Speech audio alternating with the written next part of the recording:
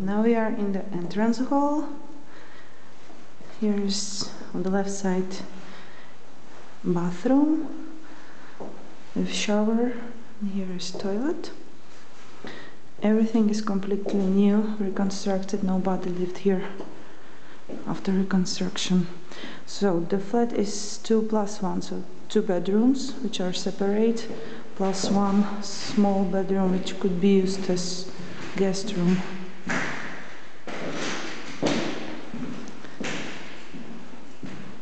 So here is that small one. Here is kitchen, and behind the kitchen there is the second room. Kitchen is equipped with table and chairs and cooker with oven.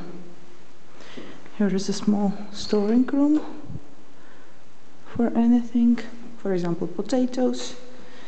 And here is second room, which is a little bit bigger than the first one, but anyway they are almost the same.